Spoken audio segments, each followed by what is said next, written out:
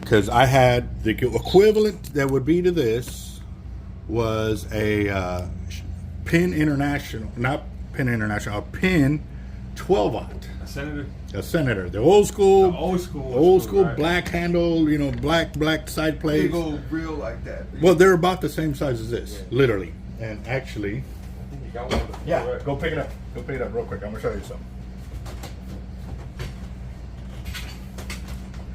Pretty much exactly like this, except this is a $200 reel and that's a $600 reel.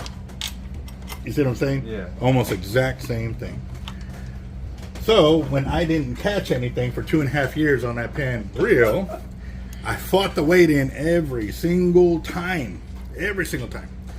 And it got to the point like, screw this, like, you know. I remembered years before that, we're tossing this line, right? Yeah, we're getting on rid of that top shot. Okay. So, it has abrasions all in it, so I can see it. Gotta bite. I think I got a lot of stress on my mind. It's a nice day to go. Yeah, I got a line. I'ma call the whole team. right. That's why I brought it to you, because I wasn't going to go drop it into the market. Yes, sir. That's the thing. You got to pay attention to this. So when I was up in North Carolina in the Marine Corps, I went to a tackle shop, and they were in there testing. They had harnessed up some guys, and they were sitting there, and they're like, crank on the reel. So you're sitting there trying to crank on the reel, and it wouldn't do anything. Hey, drop the button in. So they put the button in to go in the second, and he pulls it right up. Wow, they're blown away, and I'm looking. I'm like, I missed something. What just happened there, right? So I had been going into that tackle. I'd literally just go in there and just talk with them for hours, just fishing this, fishing that, tuna, stuff I'd never even seen, but I was a fisherman. I'd rather be in a tackle shop talking about fishing than doing anything else. Yeah. So they go, you want to try that? And I'm like, hell yeah. So at that time, they had a Finnor International is what the reel was. It was an expensive reel. The reel alone for that size at that time was $2,500. That's a lot of money. Insane amount of money. Insane. So I was like, but I remembered the feeling of that low gear and cranking in. I said, all right, cool. Well, it didn't really dawn on me anything until I got out of the Marine Corps, because at that time I started, a few years later, I started offshore sandblasting and painting. And once I got into offshore sandblasting and painting, I learned I had money. I had money to spend. I was single and this and that. And I'll be right with y'all guys. And so I was doing that. And so when I was fighting my weight in, I was like, man, I'm missing something here. Like it reminded me of that. So I started getting into 2-speed reels, but I spent a little bit of money. Like, well, there's $300. Man, that's expensive compared to that $200 reel. Like, it's almost twice the cost. Kind of thing. So I bought it, pulled it up a line, and it didn't hold nothing for line, so I didn't like it. Ooh, this is hollow core. Yeah, that's. You got hollow core on there. Good deal. I noticed it instantly because it's hollow core spliced into it. Yeah, that's what I was saying. The dude that did that, he's like, I made it to fight big sharks with. I don't like that mono. Yeah. So. That's Patriot. That whole reel, all of it's Patriot with hollow core. You mean Jerry Brown hollow core? Jerry Brown, yeah. Yeah, okay. If it was that Patriot line, you would already see the red and blue on it. It's only 10 meter differences is what the way it was designed. So every 20 meters, the color would come back. So you would see that. Now, if it got further into it, then he would have the Patriot spliced in the way you have it now, spliced onto your own. That's probably what he meant. Yeah. How much line does the Ooh, I'll be honest. Like 2,000 yards, right? Something like that. Okay, if we went with 100-pound test, we'd get 3,000 yards on it. If you get 130 straight by itself, you're probably at 1,800, maybe 2,000. That's like it is, 1,800. But like I said, I can. That's some good. That looks like some good line there. Like it's still. See how it's all nice and shiny? Uh-huh. And then what you look for is the white lines, which I don't see any. So. But I saw like where the sandals rubbing against the line. Yeah, at the very he's used it, but I don't think he's used it enough to get to this. Yeah. So no, this is, you can make leaders out of this or something, you know, Top Shot or something else. That's 200 pounds. Okay, so this, you want to go ahead and have me down spool all the way to check the knot to make sure that's good, and then re-spool it. Yeah, go for it, boss. This will be safe. Yes. It's better safe than sorry, right? Exactly. You're spending all this money, you might as well get it done right. Yeah. Okay. Now, you want to go with that 150 Top Shot? No, I want to get rid Or- of the top shot. No. Like, Oh, yeah. Very- Yeah. you want 130, 150, or 200? Because I've got yellow and 150. I also have, this is 150.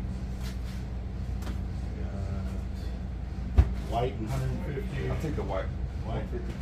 That's Well, the reason why I'm kind of suggesting another color. Oh, so you can change the no difference. I'll take the yellow. Yellow. Okay, so yellow's over here, and that's 150.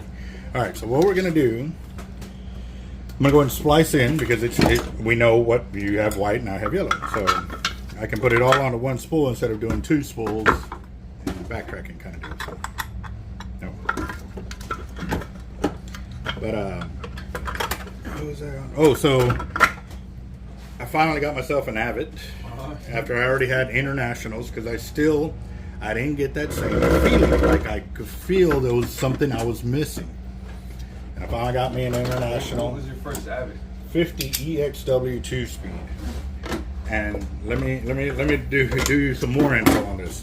It got hit by a forklift in shipping. It got hit so hard a piece of the aluminum was chipped off. And I found a piece of aluminum in the box. Damn. That reel is here in Corpus somewhere. I met the owner one time. He brought it in so I could spool. And I was like, you know what reel this is? He goes, don't tell me it's the one. I said, that's the one. I said, if you ever want to sell it, let me know. I'll buy it at full value just so I can get the original reel that changed my whole life. You know. So, what can I help y'all with, guys? We're just gonna have these spools real line. Respooled? Yeah. Okay, cool deal. Well, I'll do that one as soon as I'm done with this one right here. I'll take your time. Roger that. I'm just looking for something in particular. And what I can do that one back. Oh, that's why it's not. Hello.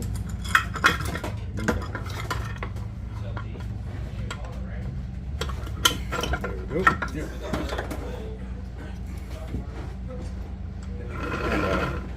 So I finally got the Avid in, and then I learned how much more line it can hold compared to the International. And then how I felt after I hand spooled it in. This is when I didn't have a spooling machine. This was me in my living room, or my buddy's living room. We'd fish together, and we would do like help each other spool each other reels. Like, How would you hand spool it back then? Like, Oh. would you hold the line like? no, what we would do, we'd put a pin through there, and then we put pressure on it like that. Like push it. Oh, we would melt the spools. Yeah. That's how much drag we would put on it. And we did it by hand, though. One time we melted holes in his carpet. How much pressure? How much pressure we put on it, yeah. And then when you always just cranking the reel, like, In low gear, though. And the low gear is what this one doesn't have. So you're going to learn that with your Avid 50. Even though it's smaller than this one, that Avid would eat this. It has more drag than that, right? A lot more drag. More drag, and the gearing, the low gear, will help you pull in fish and or the surf weights faster. Like cake. Yeah, that's old school right there, right? It is old school. Don't get me wrong. These internationals caught a crap ton of fish. Fish, right? Oh yes, they hold world records. But times have changed. Yeah, and then the fight. When you look up those trophy fish and how long they fought? Yeah, 5 hours, 4 hours. No. Okay, my world record on the 12'6". Uh-huh. I brought it to the pier the first time in an hour and 15 minutes. That was an extremely long fight for me because I was still learning how to properly fight a monster fish. Yeah. And the only way to really learn that is to be on it. Right. Now- Just now- to fight one. Yeah. My biggest shark up until that point was 9.5. That's a big difference. That's a big Yeah, jump up. huge difference. That 9.5, I brought it in probably 15 minutes. What? Yeah. That's a huge difference. Yeah, this one. So. See, gripping drags. Oh yeah. Mm-hmm. Thought you hooked onto a train, like. I knew it was a monster. I could barely get the rod, barely get it to move line and stuff like that. But after that, it was about 11 months later. I fought what was it? I think I caught the 10-footer first. If not, it was a 12-3 first.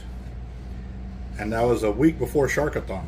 Dang. Then the next weekend, I went fish Sharkathon, didn't catch anything. Went back to the pier the next week, and then I caught the other big shark. That's how it goes, right? Yeah. A week late and $1 short. So, but since then, I was the first person to catch a plus 10-foot shark for a catch and release tournament for the state of Texas.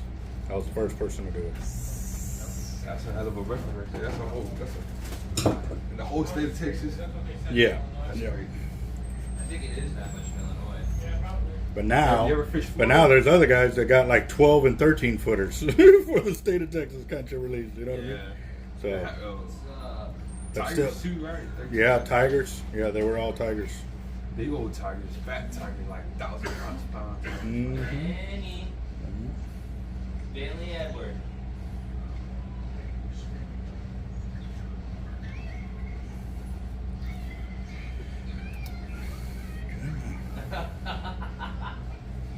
All right. Some fun tonight. Hi, puppy. I'm gonna fish all the way to the morning. Okay, you know how to run a bait into the surf, right? Or drop it in the surf? You fly like, Okay, so figure out which way the current's going. yeah. If it was coming from right to left, you go right into it. Uh-huh. If it's coming from left to right, you go left into it. You see what I'm saying? Yeah, I know. Okay. If not, if you drop it straight out from you, all it's going to do is catch wind like a kite, and it's going to drift off faster. Okay. Yeah, that's good. All right, let's get this down.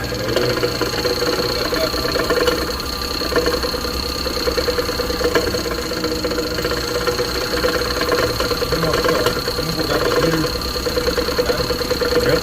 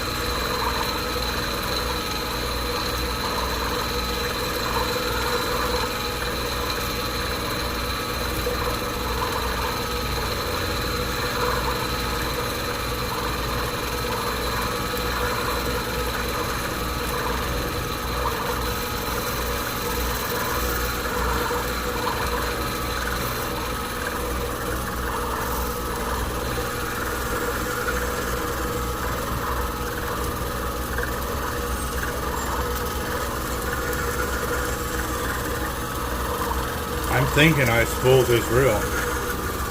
I was telling you, watch. No, just because I'm looking at the pattern on it, but I'll know here real quick. The knot is off to the left side, yeah.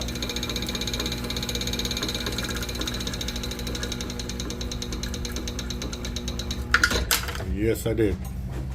Look. But I just showed you how to do it earlier. Yeah. That's crazy. Yep. Well, at least now we know it's good to go. Like, Two of them that were fooled by both. all I'm going to do is just reset the knot by moving it closer to itself. Look, this looks like one of your ladies right here. No, it's not one of mine. It's homemade, right? It is homemade, but you see that little snap swivel for the weight? Yeah. Okay. This little baby That's that swivel. little baby swivel. The snap swivel, yeah. You can, it's okay for drone leaders because you don't use heavy weights. But also, too, you see how that weight slides up and down that line? Uh-huh. You're using circle hooks. What is the theory behind the ways. Stick so the circle could. Right. Well, the way, what I'm trying to get to is, what's the theory on how the circle hook works? It sets itself. Okay, so if it sets itself, and that weight slides up the line, or the leader slides up and hits the surf weight, and comes to that abrupt little jerk like that, what are you doing? Set the hook right. Okay, so what is that going to cause the circle hook not to do? Not set the hook by itself. Yeah. That was a hard lesson we learned out on the pier about 18 years ago. We were out there. I just got off of work. I'm already probably in my second 18 pack of Budweiser. Well, you got to remember, I work the night shift, so that's my nighttime. Yeah. And so I'm out there, and we're having run after run, man. It was like a beautiful day. Just all over the pier. Everybody. It didn't matter what you threw in the water. They were hitting. But nobody could hook one. So I'm sitting there and I'm getting frustrated. I'm like, dude, something is wrong. We're doing something wrong. And everybody's like, what are you talking about? It's like, I don't know what it is, but I pulled in all my rods. I probably had like 12 cast outs. I put all the leaders on the floor and I was like, okay, what is my baseline? Baseline is where you start all your testing of, like, hey, this is my baseline and I'm testing this. It doesn't look like that, so that's not going to work. And I said, well, it's the stopping point for the weight because the line's always going to be tight this way, right? So I set it up to where the weights were all right here, where the swivels were at, and the mono went this way to the beach and this was the hook. And I sat there and I was looking and a good 5 minutes I'm sitting there looking. Have y'all ever seen the movie A Beautiful Mind? I don't think I have. You gotta check it out. Okay, so he sits there and he can see, like, you ever seen those guys that see like patterns in words and numbers and stuff like they can figure out a pattern? That's the only way I can describe what I saw. I saw a pattern. I said, I got it. I took off running to my bag. I had a big old H2O bag, the big, it's like this wide. It has the 3 compartments over here, the 3 compartments over here, the big center one like that. I started pulling out shit, and dude, my buddies are laughing. They are dying over it. He's done lost it. He's lost it. He's drunk. Don't worry about me, bro. Like, I got myself figured out. Like, I know what I'm doing. Pulled out my crimpers, pulled out my cutters. I organized it. I was like, here we go. Dude, I cut everything. And then put it all back together. I went, cast it, cast the second rod, got to the third rod, the first rod, and it was on. I said, shark on. Somebody grab that rod. And I kept going, casting. By the time I got to like 5th rod, the next rod takes off. Like I got all the way to the end. I had 5 hookups. 5 runs, 5 hookups. I said, y'all laughing now? Like, what did you do? I'm like, I did it right in front of you where you're not paying attention. I changed that my weight doesn't slide up and down the leader. But I also changed other things. That's why it should be there. That's why it's my leader. Yes. And I set it up there on the wall so you can see. So these sharp leaders right here? Yes. Yeah. All the leaders in here, every single leader is made from my knowledge on fishing. So, yeah. Oh, man. All right. Put that in a free spool. Tighten this up a little bit. Yeah, we're going to go back to Laguna Madre tonight. Try it out. I had no luck the other night. Stayed out there till like 12:30. Nothing. What were y'all using for bait? Stingray. Stingray? Yeah. How far out were you dropping your baits? We were casting as far out as possible. We had swim out probably 100 yards. Mm. And then cast it maybe another 100, 150 Yeah. yards. Well, you going by yourself tonight solo? I'm going with my whole Oh, okay. little bag. Right.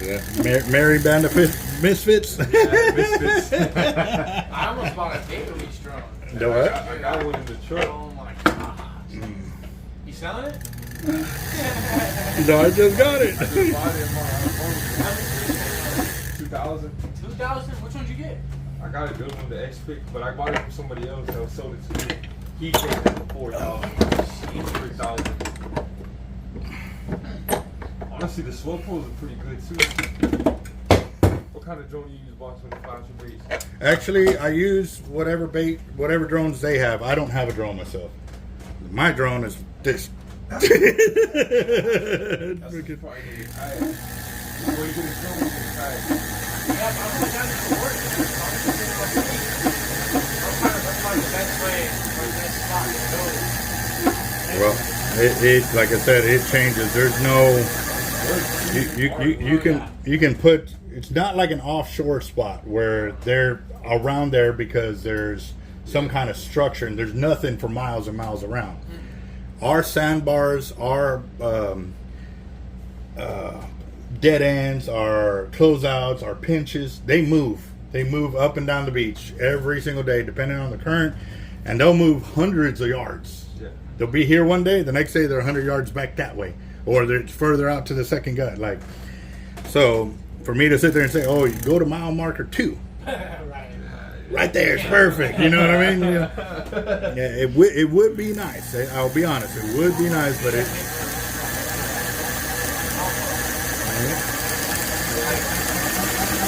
But I will tell you this: the spot near Bob Hall has been producing because there's a lot of structure now, because the structure of the new pier and the pier that they're using to get the crane out there to put in the new pier and stuff like that. So, but remember this, when you hook up, that pier is now your enemy. Yeah, because it's going to run straight to it. Because if he runs straight to that pier, and you don't stop him, you're going to cut yourself off. Oh, yeah. But I'll tell you this, what was it, about 6 years ago, I landed my 13-2, I was 5 miles south of Bob Hall. There's big sharks all in that area, bro. They did a 12-something tiger from right there next to the Factory Tunnel. Like, the only bad thing about being next to the Factory Channel is all the tourists and all the beach bums and yeah.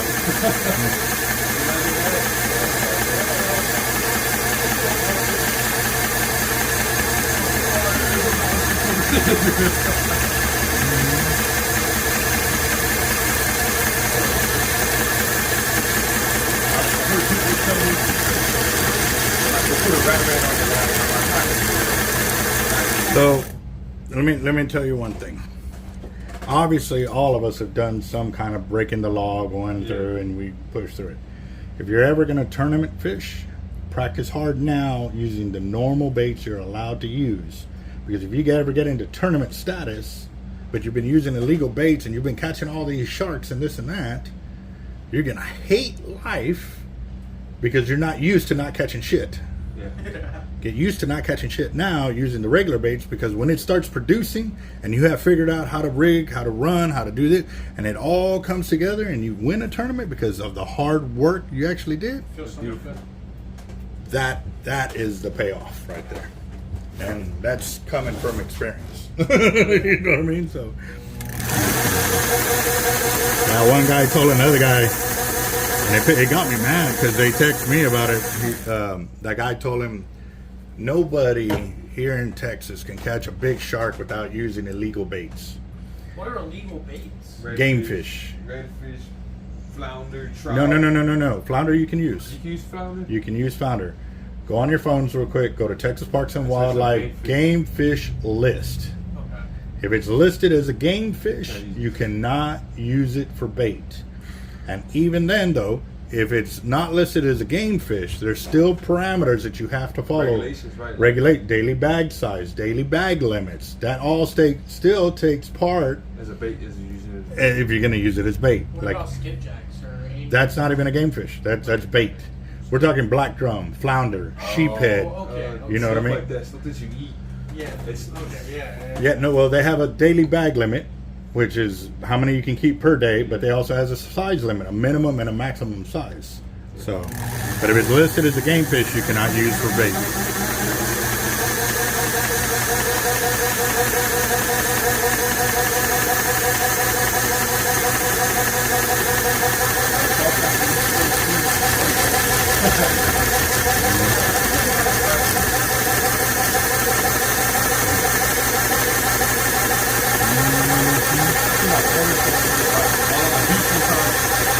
Watching two shark fish, fishing the same spot, same racing.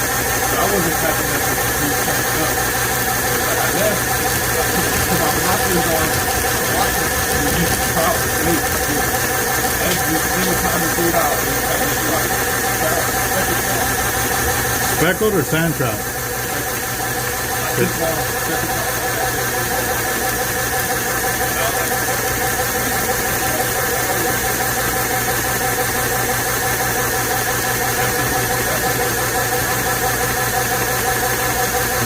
No, I got to the point that like I have, no matter what, I always feel like somebody's watching me, you know, or I fish the way, because at any given time, like I said, they don't have to be right here. They could be 300 yards away from you, seeing exactly what you're doing. So I'm always going to do the right thing when, you know, even when you think nobody's looking, because for me, it's that practice deal.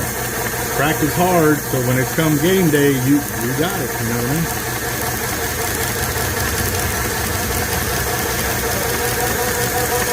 What was that? I still got a lot of that stingray. So. Yeah. Oh yeah. Did you portion it up like I did? Yep. There you go. Kind of reminds me of that saying from the movie 300. He goes, "You had to say it." He goes, "Say what?" He's like, "That we'll fight in the shade." Yeah.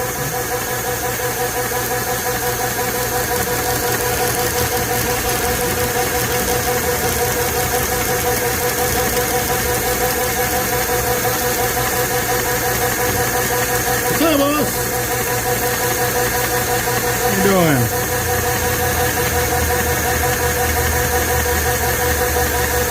You already know what you're getting, or? Pretty much. Pretty much? Alright, let me see. I haven't been able to look. Have you able to look how much I have? Dude, I've been slammed the whole time, so.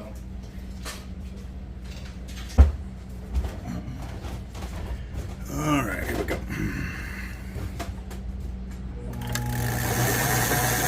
Yeah, now he won 2 of our fire drawings, so he's got $448 to play with.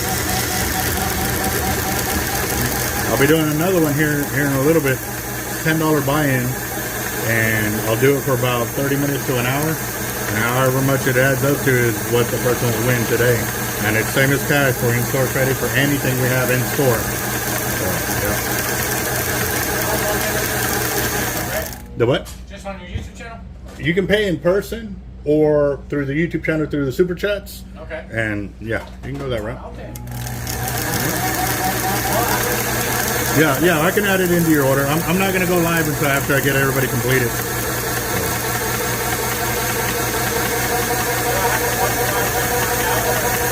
No, we can call you, but normally people, that's how they find out, is they're watching the live. Or they'll catch up with it. You don't have to be live or present to win. Okay. If your name is called, your name is put on the paperwork, and like if it's a day or two later or next week or Friday, you call me, hey man, did I won on this day or whatever, I can confirm by looking at that date. As you notice, all that paperwork, I have everything written down. Like I don't, you know, I've got some guys that they'll leave their winnings there for like a year. They'll add it all up and they'll come and spend like $2,000 or $3,000 at a time. Yeah. Well, you play enough, you're gonna win. Like there's one guy won $4,300 on one win.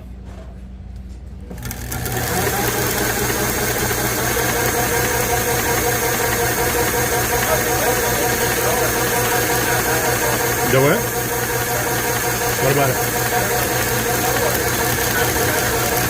As soon as I crack my beer.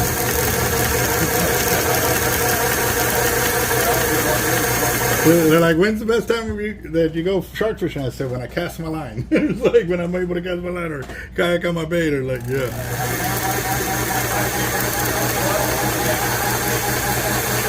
You just gotta remember, fishing is like us eating. You don't eat the same food every single day.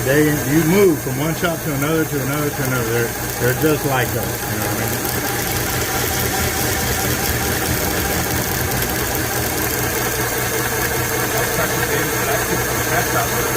All day long you can, yep.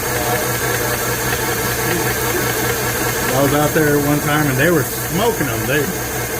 One dude was probably on his 30th one, and man, why aren't you like going for him? I said, because I'm not going for quality or quantity. I'm looking for quality. That good. What do you mean? I said, I'm looking for a 5 foot plus. Y'all are catching 3 and 4 footers. Cool, y'all have fun, bro. I'm not mad. Like, dude, catch them. You want some more? Like, I'll give you more bait. Like, get those out of my way. So they're like, they're right there. They're right there. It's like, I kept throwing 100 yards, 100 yards, 100. And finally, my rod, whoa, 7 footer. That's it. That's what I was waiting for. Like, Yeah.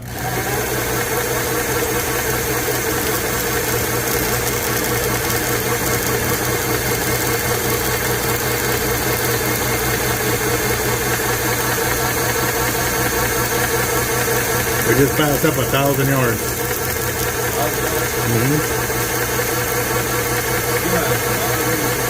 Oh yeah, yes and no. You gotta remember, we can't fill it up all the way to the edge because then you're gonna have no room to play with. We're gonna have to back it off some. But we'll find out exactly how much line you have to start with because the yellow line's about to start. All right, so you had 1,135 yards of line on there, which I need to write down because I'm not gonna reset the code. And then whatever it is to fill it up, that's what you'll pay for. You know, the difference there. So, all right, here we go. Let's see, why is it moving so much?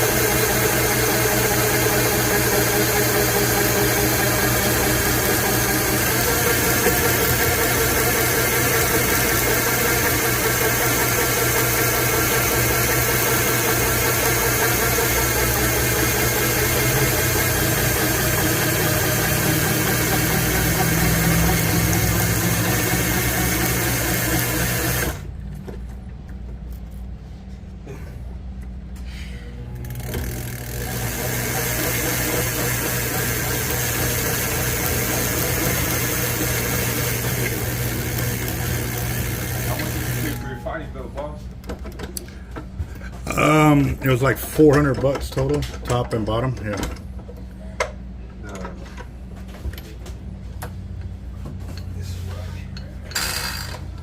You can actually Google it, you know. And Yeah, that's a good fighting bill. I bought mine from Fishing Tackle Unlimited was where I bought it from. I need one of them. Yeah, man, if I lived out here, I'd be going crazy, but I'm just down here for work, so. Where do you live at? I live in Illinois. Illinois. Ain't no beaches down there. Ain't nothing down there. So I'm getting all the fishing in as I can. Dude, you're real locked up. You're locked up. Mm-hmm. Man. And it's not even hot. Like, come put your hand on it. Like, Wow. Duskies. yeah, it's free spool. Not moving, not doing anything. Let's let it cool off and see what happens. But this is going to be something. We can fill it up, and you can probably still go use it because I had to down spool it and then re-spool it. But after this, we can send it in to go get cleaned. Get cleaned, yeah. It needs a thorough cleaning because, yeah, let's let it cool down. I'll jump on their reels and let's see if we can do something with it. If not, then I'm gonna have to cut the line there and go from there. So we're at 1,335.